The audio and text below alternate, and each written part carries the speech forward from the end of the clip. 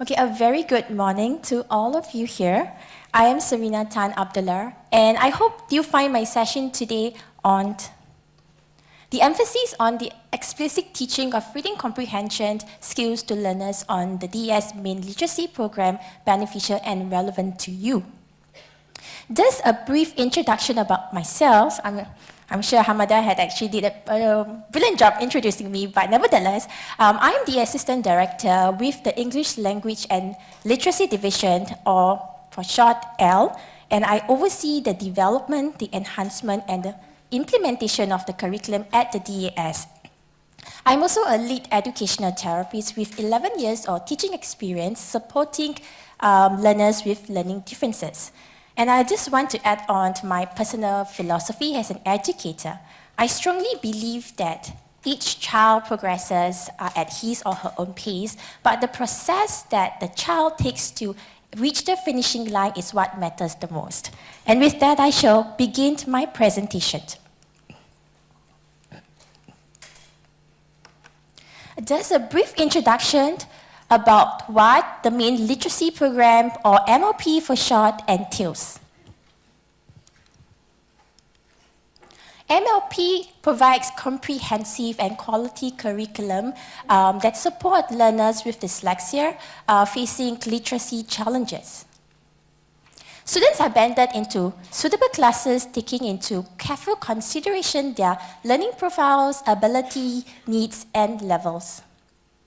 The key literacy components covered under the MLP curriculum are areas of instructions adapted by the National Reading Panel, and they include language and vocabulary, phonics and morphology, reading fluency, reading comprehension, as well as writing. Further, all lessons are planned and delivered in accordance to the Autumn-Gillingham principles. Aside from experiencing difficulties in reading, spelling, and writing, learners with learning differences also struggle immensely in their reading comprehension. Therefore, my presentation today focuses on the explicit teaching of reading comprehension skills to learners on MLP.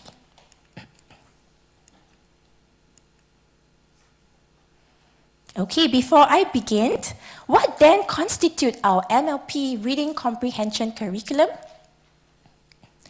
Due to the changing needs, learning profiles, and levels of our students, the DS has actually put in a lot of efforts in trying to find ways to improve and enhance its curriculum to not only better tailor the curriculum to suit the needs of our students, but more importantly, to keep ourselves abreast with the revisions and demands observed in mainstream schools. Therefore, the enhanced reading comprehension curriculum includes essential reading comprehension skills that are closely aligned with the mainstream syllabus, focuses on reading and question interpretation skills to better enable our students to tackle reading comprehension questions effectively and confidently, consists of skills that are taught and delivered according to the PPP, namely presentation, practice, and production stages to, firstly, facilitate the pre-activity discussions through teacher modeling. Secondly, scaffold and guide our students in a structured, cumulative, and sequential manner to foster and to enhance their learning. And lastly, to provide opportunities for our students to be independent in applying and transferring their skills, knowledge acquired across different domains. How then does dyslexia affect reading comprehension, and what are some of the current understanding difficulties that students with learning differences face in relation to reading comprehension? According to Snow 2002, reading comprehension is defined as the process of simultaneously extracting and constructing meaning through interaction and involvement with written text. In other words, reading comprehension is multifaceted, and it requires the synchrony of reading-related processes to enable the students to better understand and comprehend the text that they read. Comprehension difficulties, especially for students with learning differences, are usually traced to a bottleneck at the word level, which in turn limit their mental capacity and leaves them with few attentional processes to interpret and understand the text. Over the years, several different views of the nature of learning differences have influenced research and practice, and the current view of inefficiency rather than deficiency most accurately characterizes the problems faced by students with learning differences. For instance, while these students possess the necessary cognitive tools to process information, but for some reason, they are unable to do so efficiently. Most researchers suspect that the breakdowns occur in the domain of strategic processing and mental cognition domains, and therefore, research has been largely devoted to instructional approaches and strategies that focus on the acquisition, generalization, and the monitoring of cognitive and metacognitive abilities essential for reading comprehension. However, too little focus and attention have been placed on other factors crucial to improving comprehension. So some of these factors include knowledge of textual features, vocabulary, background knowledge, annotation skills, reading fluency, task persistence. And due to the interest of time, I will only be focusing on these few factors: knowledge of textual features, vocabulary, and annotation skills. But before I share with you more in depth on the techniques, the intuitive techniques, and the explicit way of teaching reading comprehension to our students on MLP, I just want to share with you some of the difficulties my students face when it comes to reading comprehension. And I'm pretty sure that some of these difficulties might resonate with most, if not all of you here in the audience. Firstly, I think I'm going to fail my English language paper because the comprehension section was a killer. Sounds familiar? I'm sure you get this feedback constantly, especially after they've completed their examinations. I don't understand the passage at all. The questions were simply too tough. Or I'm weak in reading, so how can I even understand what I've read? Or there were just so many unfamiliar words in the passage that I could not understand. So as an educator and a curriculum developer, it makes me reflect and delve into what are some of the possible reasons why students, especially those with learning differences, are not able to transfer and apply the skills and strategies acquired across domains despite possessing those skills.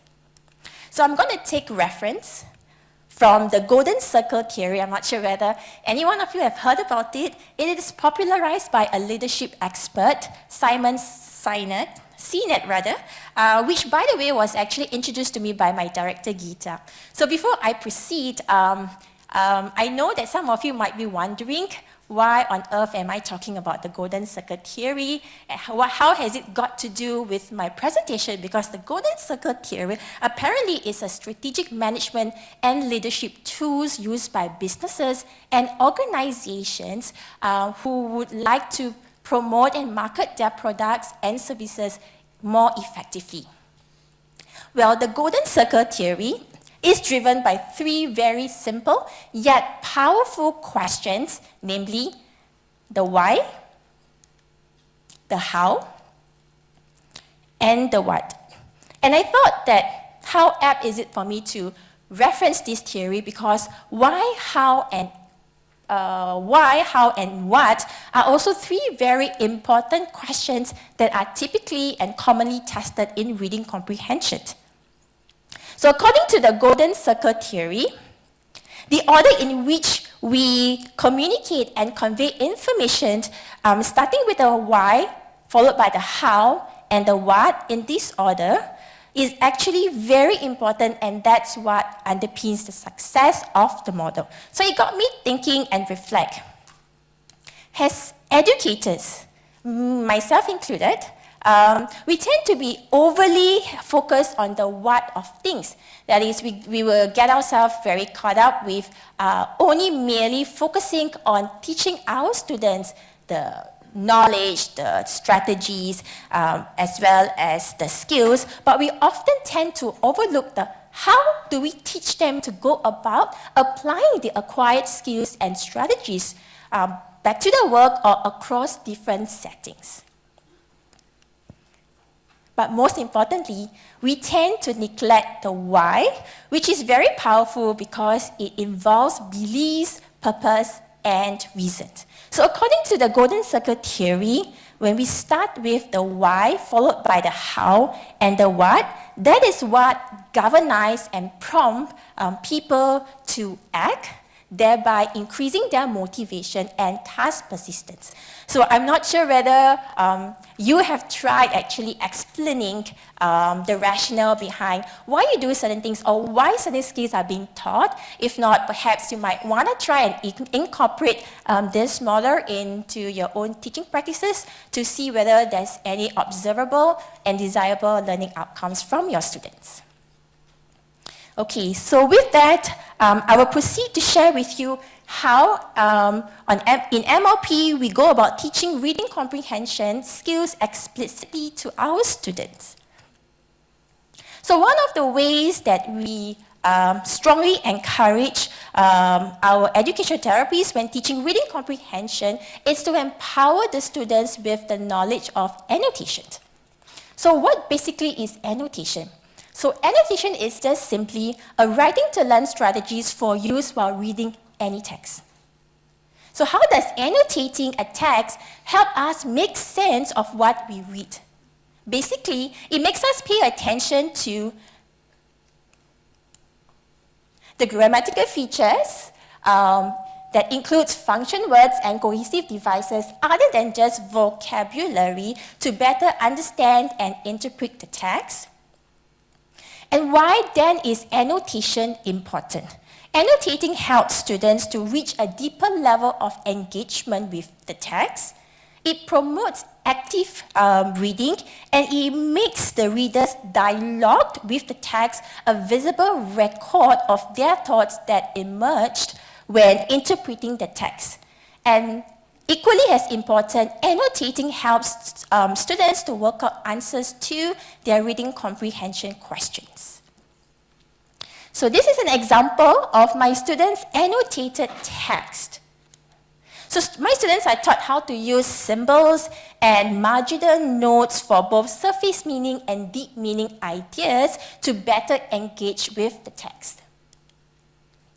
So I'm sure through the course of teaching annotation to your students, there will be bound to be complaints and grouses received, especially for students who are new to annotation. But having said that, there are merits and benefits to annotation. So some of the benefits of annotations include it helps teach reading as a process. So many a times students, even those who are proficient readers, tend to only understand the surface meaning of the text. Through annotations, they will better appreciate reading as a process as they go about trying to understand the writer's intent, make meaningful connection with ideas found in the text, and more importantly, develop deep meaning as they go about interpreting the text. Next, annotation also helps enhance reading comprehension. Through annotation, it helps train the students to read more carefully and thereby better distinguish between literal information and inferential information. Okay, the other benefit of annotation is it helps slows down reading. Well, this could be one of the advantages for our students, especially students with learning differences, because through that, it helps them better engage with the text. Lastly, it helps promote active reading. When the students slow down their reading process, inevitably, they become more active and engaged with the text, and therefore their thinking process to make meaning will be more heightened. Okay, so I've covered the how. So now the next question is, what do students then annotate to help aid their comprehension? So one of them is through the identification of cohesive devices. So in order for a reader to gain better understanding of the text, he or she must have knowledge of the subject matter as well as knowledge of linguistic structures and conventions, where the latter emphasizes on cohesion.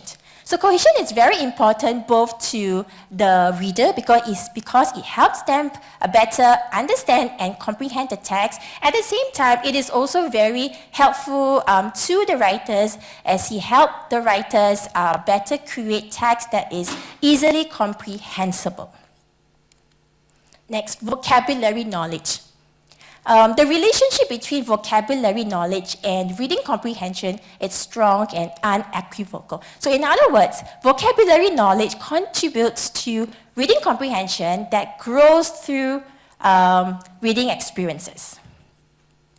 So what do we then teach our students to pay attention to when they interpret, they annotate, and comprehend the text? So under cohesive devices, we teach our students to actually pay attention to reference words and conjunctions. So what are reference words? Reference words operate within the text to express meaning. And they are often used by writers to refer to participants. So you can see here, so example, places, people, and things, to help keep track of these in the form of pronouns. Example, he, she, it, they, and that. So just to illustrate, I'm going to show you an example on the importance and benefits of knowing reference words that exist within text. So if you look at the first example, when you switch off your torch, the kind of darkness that exists almost cannot be described. It is a creature that cloaks you totally. So if the students are not able to identify that the it actually refers to darkness, that will impede their understanding totally of that particular sentence. So when that happens, they may not be able to accurately understand the text, therefore affecting their responses to the questions. Conjunctions. So sometimes conjunctions are referred to as signal words or signposting words. So whichever terms are accessible and familiar to you and the students, that's fine. But basically, conjunctions are cohesive ties that demonstrate meaningful relationship between clauses. So another example to illustrate. "Watch out," shouted a teenager who had thrown a frisbee towards his dog, but it veered off because of the wind.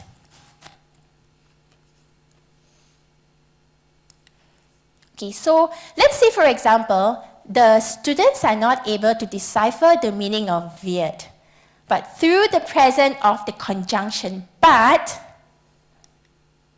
which means opposite to what is expected. Okay, so imagine the frisbee is being thrown towards the dog, but tells me that that action is going to be opposite, and therefore veered means is going into the opposite direction. So it's changing its course of direction. And another way to actually affirmatively confirm the meaning of veered is through the use of other contextual clues available in this text, and in this case is the phrase "because of the wind." Okay, so the function of conjunction is actually very powerful because it helps the students to intelligently deduce the meaning of unfamiliar words present in the text. So having the knowledge of cohesive devices such as referring expression, which I've just shared earlier, as well as conjunctions, help the students develop text processing skills that are required for them to handle text in general. So the skills are transferable and it can be generalized to any form of text that they access to. So next would be vocabulary knowledge. So unfortunately, vocabulary knowledge makes up 85% of text processing. So in other words, 85% of reading comprehension questions test on vocabulary knowledge. However, there are still ways to build your students' mental lexicon to guide them towards making deductive guesses through the use of intuitive techniques, which I will be sharing with you a little bit in the next couple of slides. So vocabulary is understood at 3 levels: syntactically, semantics, and pragmatics. Okay, so now I'm going to focus just solely on syntax. Okay, so this particular text, although it's very simple, but I really like this text. So this text actually demonstrates how powerful parts of speech or the knowledge of word form actually helps in making connection with the text. So this text is actually shared by my reading comprehension consultant, and I actually in fact used this text during my in-house training session to the educational therapist. So what I'm going to do right now is I'm going to read the text, okay? And for those of you who had not seen this text before, I would appreciate your participation, okay? So just shout out your answers from where you are seated. Okay, and for those of you who have already seen this text, please feel free to participate as well. Okay, so here it goes. Yesterday, I saw the Palgish Fluster Golingi begrant the Bruck. He seemed very chendebil, so I did not jotter him. Just dealt to him quincy. Perhaps later he will be sent candle, and I will be able to render to him. Okay, so now comes the question, right? So what was the Fluster doing and where? I heard something? Golingi begrant the Bruck, okay. What sort of a Fluster was he? Sorry? Palgish, okay. Why did the writer decide not to jotter him?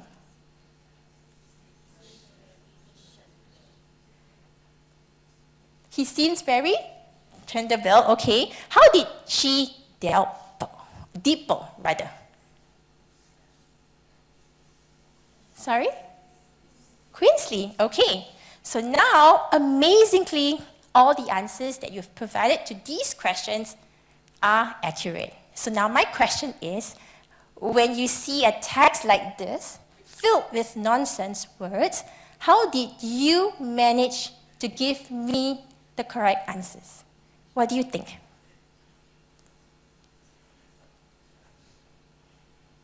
Any guesses? Is it because the answers are just plucked from thin air? No, right? I mean, you have actually applied certain techniques and strategies.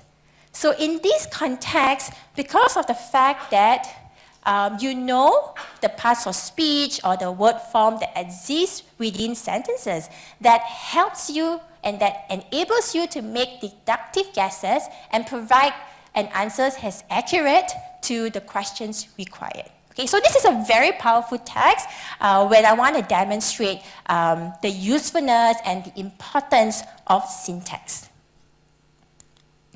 Okay, next, semantics. So under semantics, we talk about lexicon cohesion. So it's a very big, bombastic word, but simply it means synonyms and antonyms. Okay, so I'll give you another example, okay?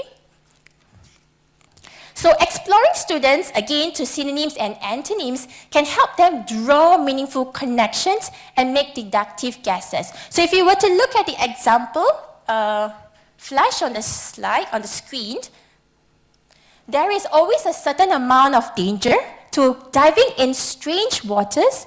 It is hazardous to explore the dark and winding passages of an unknown cave on foot. So imagine if your students are not able to decipher the meaning of hazardous. What are some of the ways you can guide the students towards making that deductive guess. So if you look at the sentence again, there is always a certain amount of danger to diving in strange waters. It is hazardous to explore the dark and winding passages. So dark and winding passages have some association with danger, right? So in this case, hazardous is synonymous to the word danger. Okay? So similarly, for antonyms, antonyms are words that have opposite meaning. So another example here. While many desert snakes are harmless, the sidewinder is deadly. Pale in color and up to about 1 meter long, this rattlesnake has a short dark stripe on its head. So just pay attention to the first clause or the first sentence. While many desert snakes are harmless, the sidewinder is deadly. So imagine if your students are not able to tell you the meaning of the word deadly. So how can you help the students to make that deductive guess? So if you remember, okay, the benefits of knowing the function of conjunction. So while conjunction is actually used when comparing things, situation or people, and it's showing how these can be different. So difference as in opposite. So, oops. Okay. So while tells me that the characteristics of desert snakes are opposite to that of the sidewinder. So if desert snakes are harmless, what about the sidewinder? The sidewinders are harmful. So that's how you actually explicitly and systematically guide the students towards making that intelligent guess. So that is antonyms. Next, and still under semantics, we have collocations.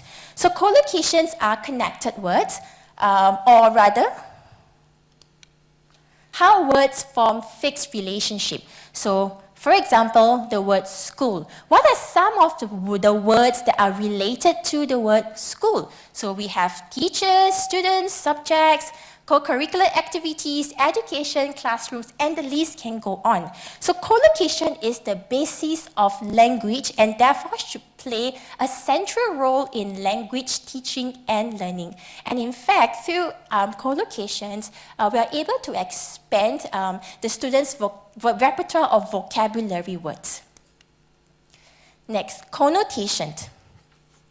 Most words are categorized either as connotative or denotative.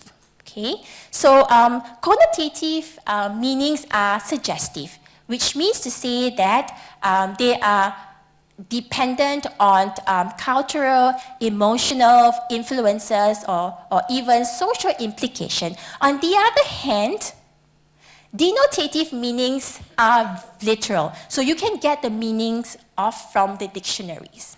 Okay? So I'll give you an example of denotative meaning. So say for example, the word home. So the denotative meaning of home is just simply a place where one lives or resides. However, the denotative meaning of home, the connotative meaning of home could perhaps means it is a place of sanctuary or it is a place of comfort or security. So can you note the difference there?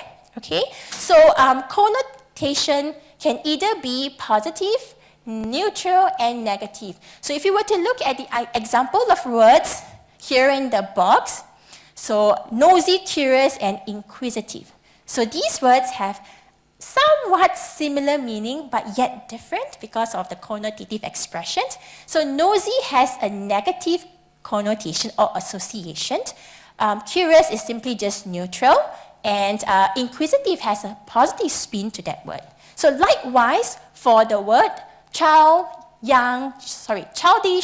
childlike, and young. Childish has a negative association, whereas young is just neutral, and childlike has a positive connotation.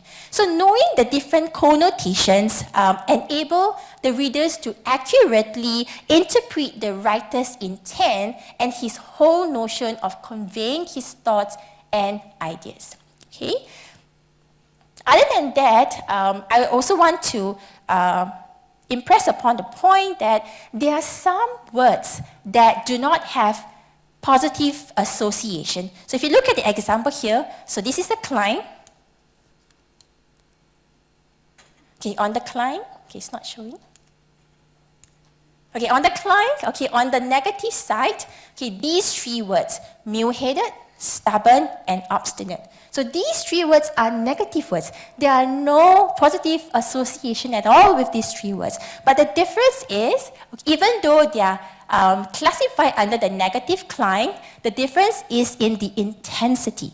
So mule-headed has less of a negative effect as compared to the word obstinate. Okay. Likewise, okay, on the positive side of the climb, the word driven has a more positive impact than the word hardworking. Okay. So through the teaching of related vocabulary words on a climb, especially as what you have seen, the hope is for the students to be more aware, okay, and to capture, most importantly, the nuances between words, so that would enable them to be more precise. So the word here is precise when answering reading comprehension questions. Okay, so that is all for semantics. There are more, but due to the interest of time, I won't be able to share with you all. So let's come to the last under vocabulary knowledge, pragmatics. So what is pragmatic? So pragmatics basically refers to words that are used appropriately in given contexts. And multiple meanings, because of how some words present with multiple meanings, all the more context is so important. So there are a lot of words that do not just carry one meaning. In fact, the word carries a host of other different meanings. So just look at the example rich. Rich could either mean abundant, full of, as in the example of the meat is rich in protein, or it could mean wealthy.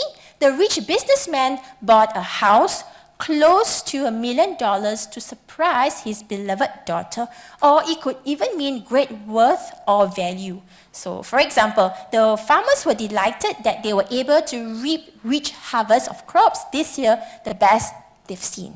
So, not knowing the context where the word resides, it actually makes the reader interpret inaccurately what the reader is trying to convey.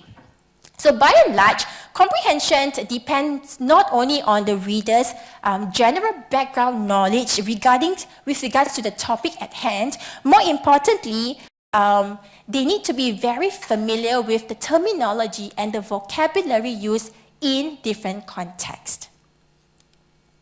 So in summary, okay, so how and what do we train and teach our students to look out for, to pay attention when they annotate, when they interpret, or when they comprehend any text? So as we have seen, I've talked about cohesive devices. So we've trained students to actually pay attention to referring expressions, conjunctions, and over to vocabulary knowledge.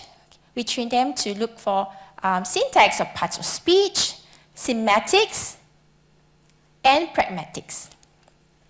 So in conclusion, the explicit teaching of reading skills and textual features and the employment of annotation are highly emphasized when we teach comprehension skills to students on our program.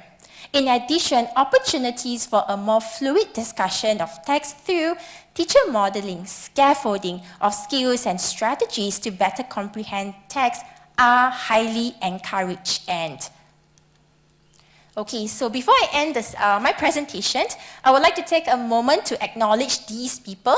Okay, Dr. Isabel Shanti Benjamin, who is our reading comprehension consultant, and without her guidance and advice, the enhancements made to our reading comprehension curriculum would not have been very smooth sailing.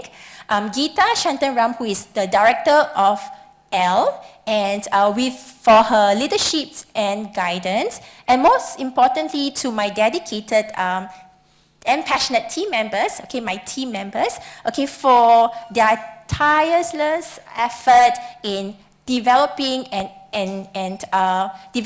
enhancing the curriculum to ensure that the curriculum is always of high quality. Okay, and with that, I end my presentation.